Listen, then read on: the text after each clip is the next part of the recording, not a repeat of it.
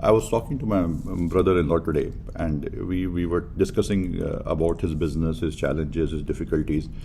And he was explaining to me, saying, yeah, this is a very big business opportunity that we have in front of us. We can do a lot of things. This is what I really believe is the big potential in the market, the great opportunity that we see.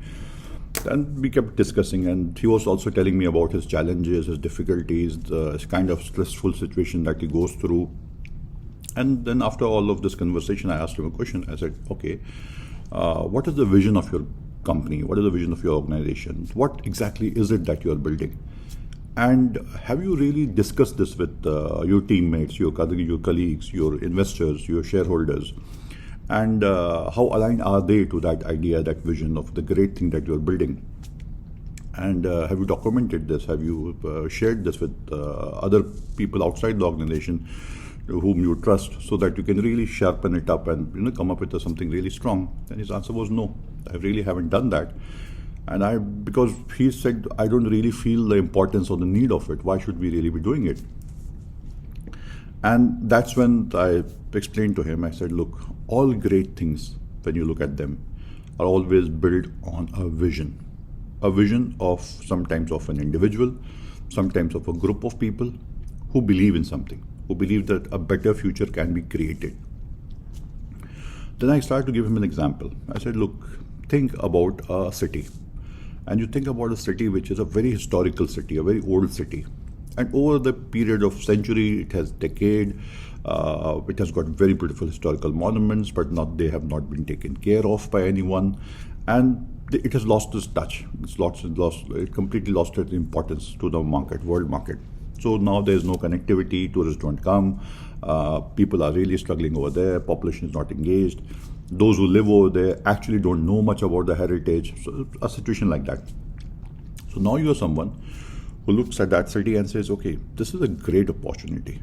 I can really make this city a beautiful tourist destination. I can really develop this into a big destination. And this will then attract a lot of people to come to this place. We will build the history of this city beautifully. We will market it very effectively. And you start to work in that direction. You start to mobilize people in that direction. You start to show them that what the city can be 5 years down, 10 years down the line. But to achieve that, you need to engage in a lot of activities, and a lot of effort needs to really go from your end to build that. So you go and talk to the government departments, you start mobilizing some private investors, you look at your own investments that you can make to upgrade the historical infrastructure which is there, to build new roads over there, to build new hospitality industry, training schools to bring up the right kind of talent and caliber. You also start to look at how do you promote this internationally to the other tourist operators so that they can bring it over here. So you start doing all of those things because you believe that this destination has got a huge tourist potential to attract. Now, if you talk to somebody else who doesn't believe in this, who does not have a vision for the city, he will probably come around and say, "Look, it's a lot of work. It's a lot of too much difficulties. I really can't go through all of these things."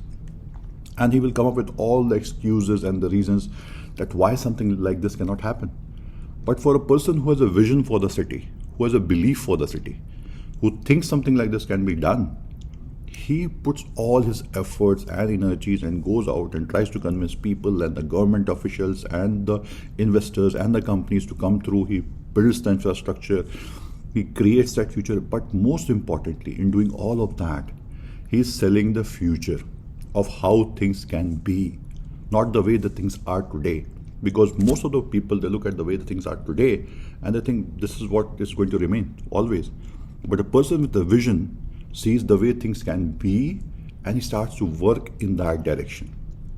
Now, apply the same scenario to your own company and say, how do I build something that does not exist today, but it is there in the future as a reality? How do I mobilize resources?